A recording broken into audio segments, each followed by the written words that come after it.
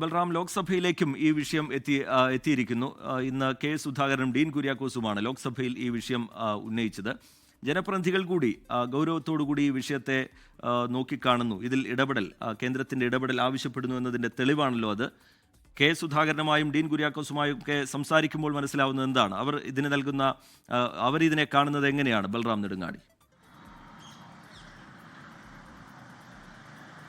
റീജിത്ത്, ഈ BARC rating തട്ടിപ്പ് സംബന്ധിച്ചിട്ടുള്ള 24 വാർത്തയിൽ ബാർക്കിന്റെ ഭാഗത്തു നിന്നും അന്വേഷണം നടന്നിരിക്കുന്നു.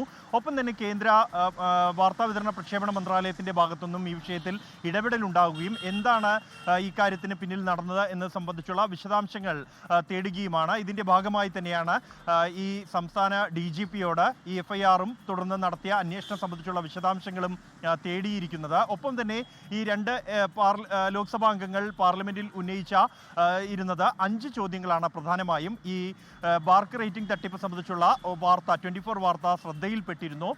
ഈ വിഷയത്തിൽ സർക്കാർ എന്ത് നടപടി സ്വീകരിച്ചു? ഈ ബാർക്ക് ജീവനക്കാരനെതിരെ ഏതെങ്കിലും തരത്തിലുള്ള നടപടി സ്വീകരിച്ചിട്ടുണ്ടോ? ബാർക്കിന്റെ അന്വേഷണം, ഈ വിഷയത്തിൽ നേരത്തെ പ്രഖ്യാപിച്ചിരുന്ന അന്വേഷണം ഏതു ഘട്ടത്തിൽ എത്തി? പോലീസിൽ നിന്നും ഇക്കാര്യത്തിൽ വിശദീകരണം തേടിയിട്ടുണ്ടോ? കൂടാതെ ഈ ചാനൽ ഉടമയെ സംബന്ധിച്ച് പൂർവ്വകാലത്തും ഇയാൾക്കെതിരെ തട്ടിപ്പ് കേസുകൾ നിലവിലുണ്ട്. അത് സംബന്ധിച്ച് കേന്ദ്ര വാർത്താവിതരണ പ്രക്ഷേപണ മന്ത്രാലയത്തിന് അറിവുണ്ടോ? ചാനലിനെതിരെ എന്തെങ്കിലും നടപടി സ്വീകരിച്ചിട്ടുണ്ടോ? തുടങ്ങിയ ചോദ്യങ്ങളായിരുന്നു ഉന്നയിച്ചിരുന്നത്. ഈ ചോദ്യങ്ങൾക്കുള്ള മറുപടിയിലാണ് വിഷയത്തിൽ സംസ്ഥാന DGPയോട് റിപ്പോർട്ട് തേടിയിട്ടുണ്ട് എന്ന കാര്യം കേന്ദ്ര വാർത്താവിതരണ പ്രക്ഷേപണ സഹമന്ത്രി ഡോക്ടർ എൽ മുരുകൻ വ്യക്തമാക്കിയിരിക്കുന്നത്. തുടർന്ന് ഈ മേഖലയുടെ സുതാര്യത ഉറപ്പാക്കാനുള്ള നടപടികൾ ഉണ്ടാകുമെന്നും സൂക്ഷ്മമായി ഇക്കാര്യങ്ങൾ നിരീക്ഷിക്കുകയാണ് എന്നുമാണ് കേന്ദ്ര സർക്കാർ വ്യക്തമാക്കിയിരിക്കുന്നത്. റീജിത്ത്. ശരി, ബൽറാം നെടുങ്ങാടി വിശദാംശങ്ങൾ പങ്കുവയ്ക്കുകയായിരുന്നു. ബാർക്ക് തട്ടിപ്പുമായി ബന്ധപ്പെട്ട് 24 പുറത്തുവിട്ട വാർത്ത, ഓപ്പറേഷൻ സത്യയിലൂടെ അന്വേഷണത്തിലൂടെ കണ്ടെത്തിയ വിവരങ്ങൾ പുറത്തുവിട്ടതിനെ ഗൗരവത്തോടുകൂടിയാണ് കേന്ദ്ര സർക്കാരും കാണുന്നത്. സംസ്ഥാന പോലീസ് മേധാവിയിൽ നിന്ന് കേന്ദ്ര വാർത്താവിതരണ പ്രക്ഷേപണ മന്ത്രാലയം റിപ്പോർട്ട് തേടിയിട്ടുണ്ട്.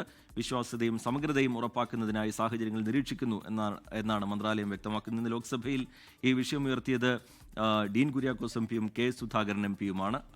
ആ MP-മാർക്കുള്ള മറുപടിയാണ് കേന്ദ്ര വാർത്താവിതരണ പ്രക്ഷേപണ സഹമന്ത്രി ഡോക്ടർ എൽ മുരുകൻ ലോക്സഭയിൽ നൽകിയത്. ബൽറാം നെടുങ്ങാടി വിശദാംശങ്ങൾ പങ്കുവയ്ക്കുകയായിരുന്നു. ലോകത്തെവിടെയായാലും ഏത് സമയത്തും 24 വാർത്തകളും ഓഗ്മെന്റഡ് റിയാലിറ്റി പാക്കേജുകളും എക്സ്പ്ലെയിനറുകളും വിശദമായി കാണാൻ ഞങ്ങളുടെ YouTube ചാനൽ നിങ്ങൾക്ക് സബ്സ്ക്രൈബ് ചെയ്യാം.